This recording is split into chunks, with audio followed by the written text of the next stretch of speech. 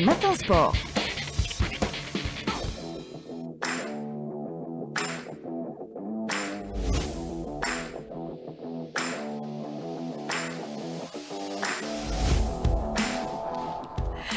Rostom, bonjour. Bonjour. Ça va ce matin? Ça va. Vous avez passé une bonne semaine? Très bien, super. Prêt pour le week-end? Oui, bien comme toujours.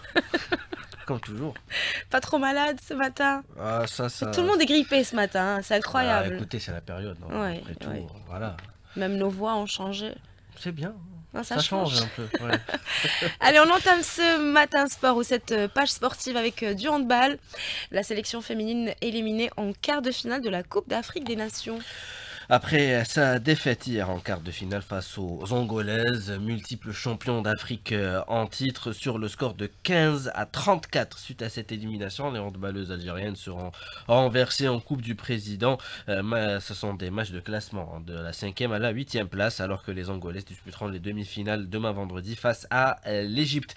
Le 7 national, je rappelle, c'était difficilement hissé en quart de finale en bouclant la phase de poule avec un bilan de 2 victoires devant le Cap-Vert 20-16. Le Kenya 31-12 contre 3 défaites concédées face à l'Égypte, le Congo et le Sénégal. Pour rappel, les 4 premières équipes au classement final se qualifieront pour le mondial 2025 prévu en Allemagne et aux Pays-Bas en décembre 2025, soit la Tunisie, l'Angola, le Sénégal et l'Égypte. La Tunisie qui s'est imposée hier 28-24 face au Congo, le Sénégal qui a éliminé le Cameroun 26-19 et l'Égypte qui s'est qualifié à la dernière minute 23-22 en éliminant le pays hôte, la République démocratique du Congo.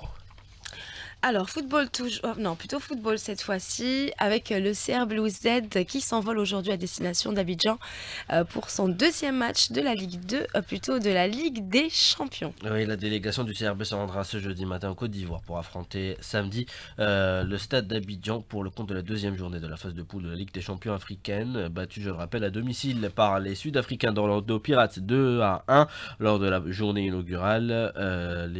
Les gars de la Riba n'ont désormais plus droit à l'erreur dans le groupe C où figure également l'ogre égyptien Al-Ahli du Caire. Un autre faux pas hypothéquerait leur chance de qualification pour les quarts de finale. Selon le programme arrêté par le staff technique algérois, les coéquipiers de Chouaib Kdad auront droit à 2 séances d'entraînement sur le sol ivoirien.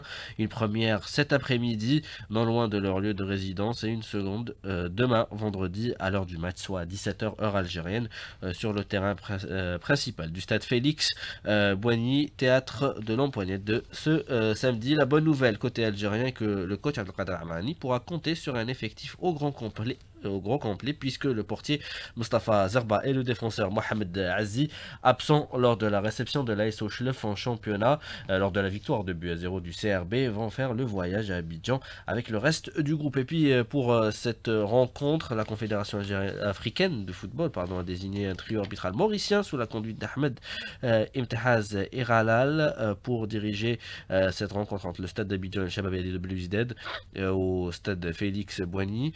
Le directeur de jeu sera assisté de ses 2 compatriotes Ram Babji et Aswet Tilouk. Le 4e arbitre est également mauricien, Jean Brandy et Stevie Bailash. On reste avec le football, l'entente de Sétif et le MC Magala sanctionné de huis clos. Pourquoi ? Alors la commission de discipline de la Ligue de football professionnel a infligé 2 matchs à huis clos au NC Magra, au Nejm de Magra, et un autre à l'entente de Sétif pour diverses infractions lors de la 11e journée de Ligue 1 suite à l'examen des pièces versées au dossier et au rapport des officiels des rencontres NC Magra Mouloudia d'Oran et entente de Sétif Mouloudia d'Alger. Il a été décidé d'infliger au Nejm de Magra 2 matchs à huis clos et un match à huis clos pour l'entente de Sétif, a indiqué la Ligue de football amateur. Le Nejm de Magra a été sanctionné pour jets divers de projectiles sur terrain entraînant des dommages physiques à un officiel du match, alors que dans le cadre de l'entente de Sétif, c'était pour une 3e infraction au code disciplinaire concernant l'utilisation et le jet de fumigène sur le terrain. Pour sa part, le président du Mouloudia d'Oran, Shakib Boumedienne Romari, a été convoqué pour la séance du lundi 10 décembre pendant laquelle il comparaîtra devant la commission de discipline. Alors on va s'envoler aux États-Unis pour parler basketball.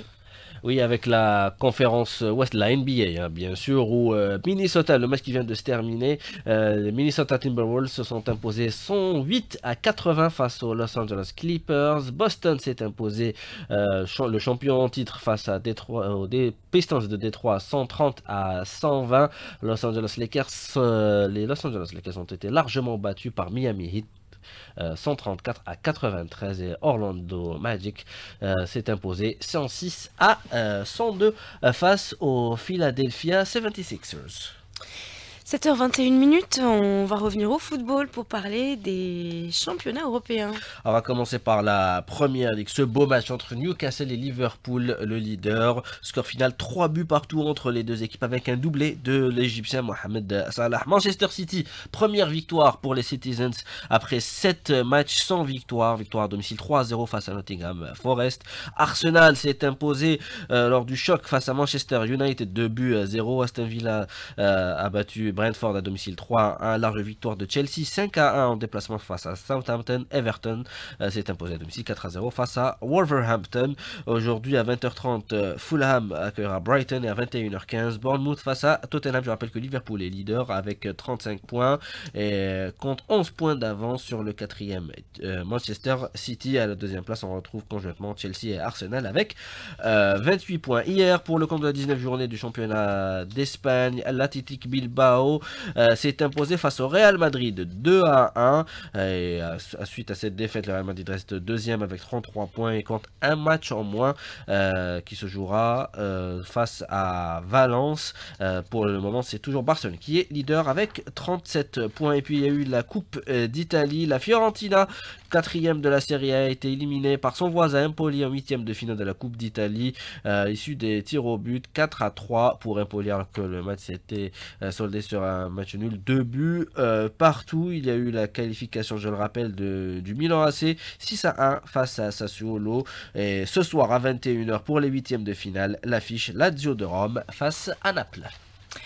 Merci beaucoup Rostam, vous avez une chanson, un coup de cœur aujourd'hui? Oui, le légendaire Sting avec son nouveau single I Wrote Your Name Upon My Heart.